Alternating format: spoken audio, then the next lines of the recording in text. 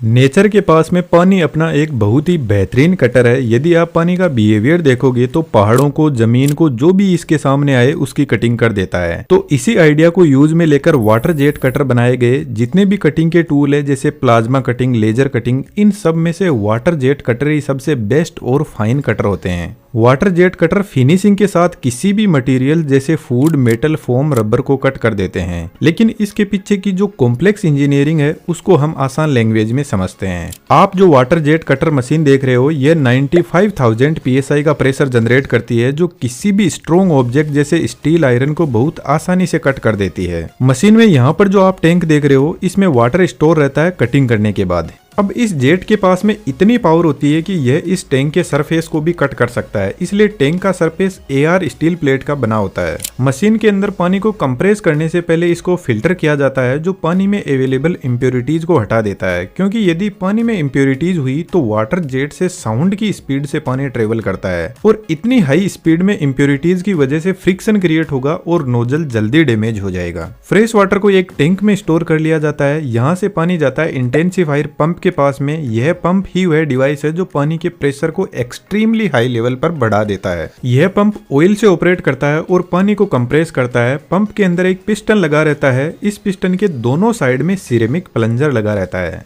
यदि आप नोटिस करोगे तो पिस्टन का जो सिलेंडर है वह काफी बड़ा है यदि हम सिरेमिक वाले इस छोटे सिलेंडर से कंपेयर करें तो। यहाँ पर एक फिजिक्स का बहुत ही बेहतरीन लॉ काम करता है जिसको पास्कल्स लॉ बोलते हैं। इस रॉक ब्रेकर वाले वीडियो में डिटेल से इसे समझाया गया है। यहाँ पर सिर्फ बेसिक डिस्कशन करेंगे। इस वीडियो के बाद में इसको भी जरूर से देखना। तो पास्कल लॉ के हिसाब से जैसे जैसे एरिया कम होता जाएगा वैसे वैसे प्रेशर बढ़ता जाएगा और लिक्विड को कंप्रेस नहीं किया जा सकता, तो यह पूरा का पूरा प्रेशर आगे ट्रांसमिट कर देगा। तो पिस्टन का सिलेंडर काफी बड़ा है तो हमें यहाँ पर ज्यादा प्रेशर लगाने की जरूरत नहीं है, लेकिन सिरेमिक प्लेट का सिलेंडर काफी छोटा है तो जो पिस्टन प्रेशर लगाएगा सिरेमिक प्लेट पर उसका कई गुना प्रेशर इस सिलेंडर के अंदर बढ़ जाएगा, क्योंकि एरिया यहाँ पर काफी कम है। इसको आप कुछ इस तरीके से समझ सकते हो, जैसे डॉक्टर हमारे कोई सिरिंज लगाता है तो सिरिंज का यह वाला एरिया काफी बड़ा है तो हल्के से प्रेशर से सिरिंज के अंदर जो भी लिक्विड है हमारी बॉडी में चला जाएगा। लेकिन यदि इस सिरिंज को उल्टा कर दे और इस नीडल से प्रेशर लगाए तो बहुत ज्यादा प्रेशर लगाने पर यह सिरिंज का प्लंजर हल्का सा हिलेगा। अब जैसे पिस्टन के ऊपर इधर वाली साइड पर ऑयल का प्रेशर आ रहा है और पिस्टन इधर की तरफ जा रहा है तो सिलेंडर के अंदर वैक्यूम क्रिएट होगा और यह पानी को बाहर से अंदर की तरफ धोखे से ले आएगा और पानी के अंदर आते ही यहाँ से वाल्व बंद हो जाएगा। जब पिस्टन पर इधर वाली साइड से प्रेशर आएगा तो यह पानी को कंप्रेस करेगा और यह पिस्टन इतना जबरदस्त प्रेशर लगाता है कि इस छोटे सिलेंडर के अंदर 65,000 psi का प्रेशर जनरेट कर देता है। लेकिन इस सिलेंडर के ऑपोजिट साइड में आप देखोगे तो इधर सिरेमिक प्लेट वैक्यूम क्रिएट कर रही है तो इधर वाली साइड से पानी को अंदर ले आएगी। तो इस तरीके से एक साइड में प्रेशर जनरेट होता है और दूसरी साइड में वैक्यूम से पानी को अंदर लाया जाता है। जब वाटर जेट कटर पूरी पावर के साथ में चलता है तो यह पंप अराउंड 1 मिनट में 50 से 60 स्ट्रोक कंप्लीट करता है। यह high pressure water pressure tube से आगे बढ़ता है, लेकिन इस पंप के पीछे एक बहुत ही बेहतरीन पावरफुल 50 HP की मोटर लगी रहती है। यह मोटर 200 HP तक हो सकती है। मोटर के साथ में हाइड्रोलिक पंप जुड़ा रहता है। यह hydraulic pump high pressure oil को कंट्रोल वाल या इसको डिस्ट्रीब्यूशन वाल भी बोल सकते हैं यहाँ पर भेजता है। यह डिस्ट्रीब्यूशन वाल ही बेसिकली इस पिस्टन के कौन सी साइड पर प्रेशर लगाना है यह डिसाइड करता है। कहने का मतलब इस इंटेंसिफायर पंप का दिमाग यह डिस्ट्रीब्यूशन वाल ही होता है, लेकिन इस वीडियो में हम इसकी चर्चा नहीं करेंगे क्योंकि हमने डिटेल से रॉक ब्रेकर वाले वीडियो में इसको समझाया है। आप इस वीडियो को कंप्लीट होने के बाद में जरूर से देखना। थोड़ा अपने 3D एनिमेशन के कोर्स का प्रचार कर लेते हैं। कोर्स ज्वाइन करने के बाद आप डायरेक्ट हमसे जुड़े रहते हो तो 3D एनिमेशन तो सीखोगे ही, इसके अलावा हमारी टाइमली लाइव क्लास होती रहती है तो और भी बहुत चीज हम डिस्कस करते रहते हैं। और सबसे अच्छी बात, आप एक ऐसी कम्युनिटी में एंटर करोगे जहां पर बहुत सारे लोग एनिमेशन सीख रहे हैं और उन लोगों के आइडिया से अपने दिमाग को आप अच्छे से दौड़ा पाओगे। डिटेल्स डिस्क्रिप्शन में अवेलेबल है, जरूर से चेकआउट कीजिएगा। अब वापस टॉपिक पर आते हैं। इंटेंसिफायर पंप से हाई प्रेशर पानी इन हाई प्रेशर ट्यूब से प्रेशर एटीन्यूएटर के पास में आता है। यदि आप इंटेंसिफायर पंप का बिहेवियर नोटिस करोगे तो आप देखोगे कि जब पिस्टन सेंटर पोजीशन में होता है तो वह किधर भी प्रेशर नहीं लगा रहा होता और जब किसी भी एक एंड पर होता है तो एक्सट्रीमली हाई प्रेशर लगाता है। तो एक तरीके से हमें कुछ इस टाइप का ग्राफ मिलता है जिसमें हमें पता चलता है कि पंप का प्रेशर रेगुलर नहीं है, साइक्लिक है।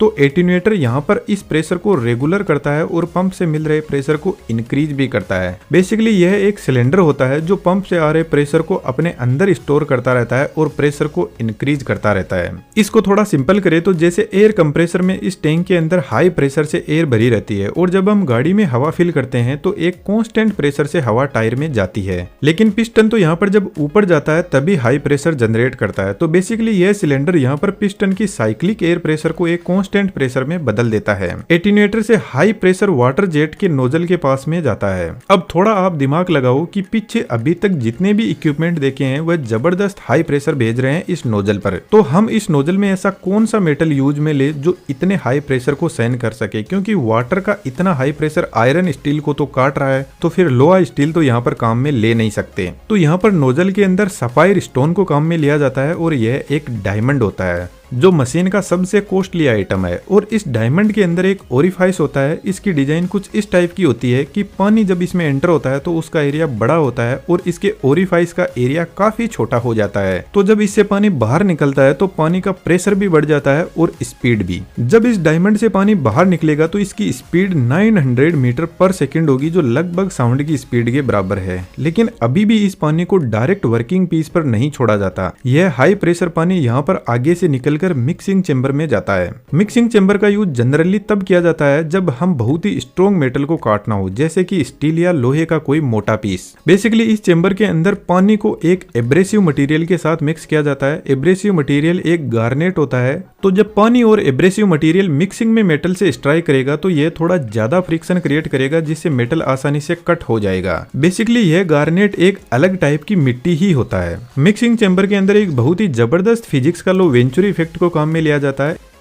इस गार्नेट को एक होपर में भर के रखा जाता है और वहां से एक पाइप के थ्रू इस सिलेंडर के अंदर आता है। अब वैसे तो सिलेंडर ऊपर है तो ग्रेविटी के हिसाब से अपने आप ही गार्नेट नीचे आकर मिक्सिंग चेंबर में चला जाएगा, लेकिन फिर भी जब पानी इस मिक्सिंग चेंबर से बहुत हाई स्पीड में फ्लो करेगा तो यहाँ पर एक वेंचुरी इफेक्ट क्रिएट होगा और यह इस नोजल से बाहर से मिट्टी को अंदर की तरफ खींचने लगेगा। अब यह वेंचुरी इफेक्ट किस तरीके से काम करता है इस पेट्रोल नोजल वाले वीडियो में डिटेल से समझाया है, आप इसको जरूर से देखना। यहाँ पर जो डायमंड लगा है इसकी कोई बहुत लॉन्ग लाइफ नहीं होती है। जब मशीन चलती है तो ये घिसने लगता है और यदि कोई अच्छी क्वालिटी का डायमंड है तो लगभग 200 घंटे मशीन चलने के बाद में बदलना पड़ता है। मिक्सिंग चेंबर के आगे फोकसिंग ट्यूब होती है जो पानी और मिट्टी दोनों को वर्किंग पीस पर फोकस करती है और वेलोसिटी भी पानी की इंक्रीज करती है। अब यह जो मशीन की हेड यूनिट होती है ये तीनों डायरेक्शन में मूव कर सकती है। मशीन का हेड कुछ इस तरीके से रोटेट कर सकता है मेटल को किसी भी एंगल में कट करने के लिए, और एक्स एंड वाई एक्सिस में भी इसका हेड यहाँ से मूव कर सकता है। इस मशीन को ऑपरेट करने के लिए सीएनसी मशीन लगी रहती है और कंप्यूटर लगे रहते हैं। तो जिस भी डिजाइन में हमें मेटल को कट करना है वैसी डिजाइन पहले कंप्यूटर में बनाई जाती है और परफेक्ट रिजल्ट हमें मिल जाता है। रबर इंडस्ट्री, फोम जैसे मटेरियल आसानी से कट हो जाते हैं तो वहां पर एब्रेसिव मटेरियल की जरूरत नहीं पड़ती है, और इन दोनों ही इंडस्ट्री में ज्यादातर वाटर जेट कटर को ही काम में लिया जाता है, क्योंकि बाकी जितने भी कटर है वह इतने बेस्ट तरीके से कटिंग नहीं करते हैं। और दूसरी प्रॉब्लम है, यदि जैसे फोम को आप लेजर से कट करोगे तो उसका टेम्परेचर बढ़ जाएगा और फोम जल जाएगी। लेकिन वाटर जेट कटिंग एक ऐसी टेक्नोलॉजी है जो किसी भी मेटल का टेम्परेचर बिल्कुल भी नहीं बढ़ाती है, जिसकी वजह से वर्किंग पीस बहुत अच्छे से कट होता है बिना अपनी प्रॉपर्टीज को लूज किए।